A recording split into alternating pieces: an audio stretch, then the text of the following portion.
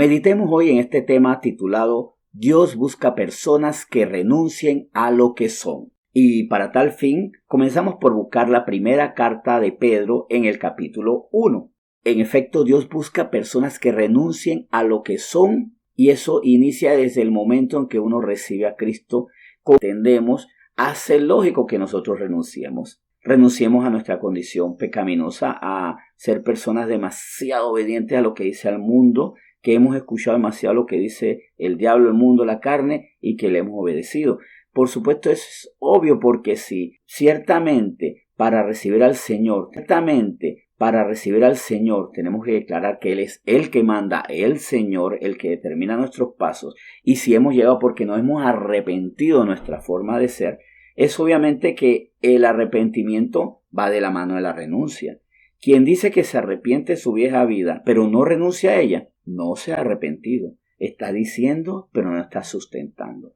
Por eso es que Dios busca personas que renuncien a lo que son, y como dice Primera de Pedro capítulo 1, lo primero que se establece es lo dicho en el versículo 16. Porque está escrito, sed santos porque yo soy santo. Para santo, ser un consagrado, un obediente a Dios, tengo que renunciar a lo que soy en el momento, que no obedezco, que no sigo a Dios, que estoy demasiado vinculado, familiarizado, empapado en los principios del mundo, y por tal manera actúo conforme al mundo. Entonces tengo que arrepentirme inmediatamente de eso para ahora tener la identidad que Dios me ordena. Y aquí también es siempre pertinente y preciso recordar que Dios ordena, Dios manda, Dios no sugiere solamente de forma suave, porque yo sugiero lo que me parece bueno, pero cuando yo sé que algo es correcto, yo no sugiero. Yo digo, tienes que hacer esto para que te vaya bien. Es como el doctor que sabe que hay un medicamento que es el que le va a salvar la vida a la persona, o un rescatista que sabe que solo a través de cierto ejercicio, de cierta técnica, va a salvar al convaleciente, al afectado, al accidentado. Y dice, a mí me parecería muy bueno, por ejemplo, practicarle respiración de boca a boca. Es la única alternativa, es lo único que puede hacer. Así que no sé, ¿qué les parece? ¿La practicamos o no? O sea, para él hay un mandato. Si es lo que hay que hacer para tener vida, es lo que se hace. Por eso el Señor sabe, y el Señor quiere que sepamos que en la santidad está la vida que Él quiere darnos. Porque claro, para nosotros es muy bonito cuando escuchamos estas palabras de Jesús que dice, he venido para darles vida en abundancia. Pero esta vida, la respuesta es no. La reciben quienes, como dice el versículo 17 de 1 de Pedro 1, hacen lo siguiente. Y si invocáis por Padre aquel que sin acepción de personas juzga según la obra de cada uno, conducíos en temor todo el tiempo de vuestra peregrinación. ¿Por qué? Vamos a verlo en el versículo 18. Sabiendo que fuisteis rescatados de vuestra vana manera de vivir, la cual recibisteis de vuestros padres, no con cosas corruptibles como oro o plata, sino con la sangre preciosa de Cristo, como de un cordero sin mancha y sin contaminación. Bien, fuimos rescatados de una manera de vivir que era vana, la cual recibimos de nuestros padres, y no porque ahora vamos a caer en reproches y decir, papá, mamá, mira lo que me hicieron. Ellos también recibieron de sus padres, de su cultura, de su generación, una vana manera de vivir. En un momento dado, Cristo entra a nuestras vidas para romper la cadena de banalidad, de equivocación. Entra y nos rescata. Y aquí es muy importante esto, nos rescata porque quiere decir que peligrábamos. Yo rescato a quien está a la orilla de la enfermedad, de la muerte, de la ruina, de la destrucción. Lo rescato para que ahora tenga una vida plena. Nosotros estamos en peligro de la vana manera de vivir, y esto es peligroso porque acuérdense que cuando nosotros vivimos en la banalidad, en comamos y bebamos porque mañana moriremos, tengo una visión tan corta donde no hay visión de eternidad, donde no hay los ojos puestos para cuando ya ni comamos ni bebamos porque en efecto ya morimos. El Señor nos saca de esa banalidad donde vivimos solo para la carne, solo para el día a día de nuestros deberes, de nuestras angustias, de nuestros deleites, de nuestros placeres. solo vivimos con los pies aparentemente afirmados en el suelo, pero realmente en las equivocaciones que hay en el suelo y sin mirar las cosas de arriba. Para reforzar esto, veamos Romanos 6. Y aquí vemos que los que renuncian a esa banalidad porque como que recibieron, entonces son agradables a Dios. Y esto es muy importante decirlo porque hay muchos cristianos en el mundo, pero de ahí hay que sacar un remanente de aquellos que renuncian a lo que son. Porque en efecto hay cristianos o que se hacen llamar cristianos que le roban a una Biblia y la ponen allí en su mesa de trabajo para pecar, para limpiar los bolsillos o más bien vaciar los bolsillos de los contribuyentes. Hay personas que se hacen llamar cristianas y que tienen relaciones extramaritales. Hay personas que dicen que son cristianas, pero todavía no salen de la cantina. Hay personas que, apelando a su condición de cristiana, quieren impresionar, pero no quieren renunciar a lo que son. Dice Romanos 6, versículo 6. Sabiendo esto, que nuestro viejo hombre fue crucificado juntamente con él para que el cuerpo del pecado sea destruido, a fin de que no sirvamos más al pecado. O sea, ¿quiénes son aquellos que renuncian a lo que son?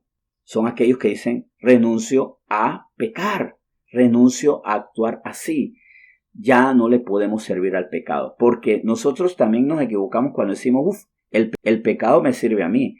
A través del pecado yo tengo no sé cuántas mujeres, a través del pecado tengo más dinero del que legítimamente trabajando debería tener, a través del pecado me salvo de muchos problemas con mis mentiras. Pero la palabra de Dios es clara, el pecado no nos sirve a nosotros le servimos al pecado. Y después de servirle al pecado, el pecado sí nos va a pagar. Tampoco es que el pecado no paga muerte, porque la paga del pecado es la muerte. ¿Y qué es la muerte? La condenación. Entonces, ¿para qué le servimos a quien al final, no como una jubilación hasta que deje este cuerpo, sino un retiro para la eternidad, nos va a pagar con muerte, nos va a llevar a la condenación?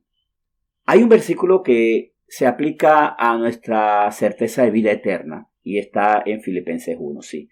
Este versículo se usa para tener certeza de la vida eterna, pero sin caer en herejías, de verdad.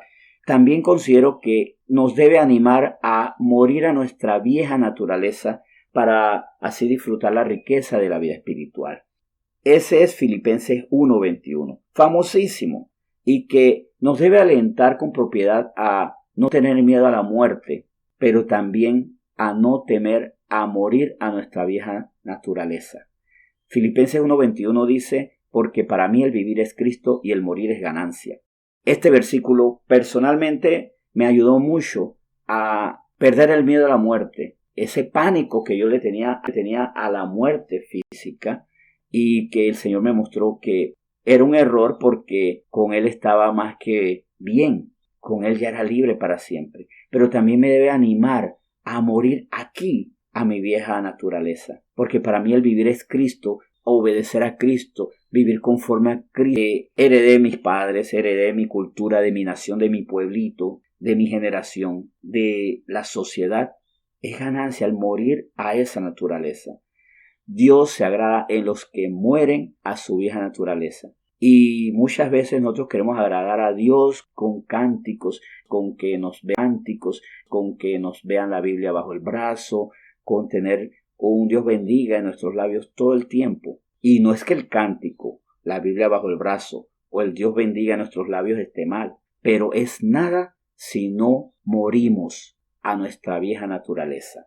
Por eso el título de los que renuncian a lo que son nos debe llevar a examinar, ¿realmente estoy renunciando a lo que soy? Y esto hasta les pongo como un cierre, hasta en los mínimos detalles. Señor, mientras estoy orando, ¿qué actitud debo tener? Porque cuando antes yo veía a alguien que hacía cosas horribles, mientras que tal vez te la entregaba a ti, Señor, ayuda a esta persona, yo estaba ahí odiando a esa persona. Ama al que odia, ama al malvado, intercede con misericordia por esa persona. Por decir muchas otras formas en que podemos aplicar renunciar a lo que somos. Porque a veces decimos, bueno, ya yo no soy alcohólico, ya yo no soy infiel, ya yo no soy peleonero, pero tal vez sigue siendo esa persona que odia al malvado cuando tienes que amarlo, que ora por el malvado, pero todavía estás deseando en tu corazón que sufra lo que en tu carne tú quisieras hacerle. Con esta reflexión vamos a orar. Señor, muchas gracias por tu palabra que nos sigue a nosotros llevando a renunciar a lo que somos, porque ¿cómo podemos decir, Señor, nos arrepentimos y el reino de los cielos ha llegado y vamos a disfrutarlo si no renunciamos? El arrepentimiento sin renuncia es una mentira y no podemos tampoco decir tú eres mi Señor si no renuncio al Dios de este mundo, si no renuncio al Dios que soy yo mismo, porque a veces, Señor, te digo, tú eres quien manda, pero las cosas se siguen haciendo a mi manera. Señor, gracias por esta palabra, porque hoy tú nos llevas a este desafío maravilloso. Deja de ser lo que eres según el mundo y comienza a ser lo que yo te digo que seas según mi palabra, según mi voluntad y según el Espíritu que te sustenta y te permite serlo, hijo mío. Sed santos porque yo soy santo, es lo que nos dices tú, Señor, y debe ser nuestro mandato, conduciéndonos en temor todo el tiempo de nuestra peregrinación. Gracias por tu palabra que nos enseña a vivir. En nombre de Jesús. Amén.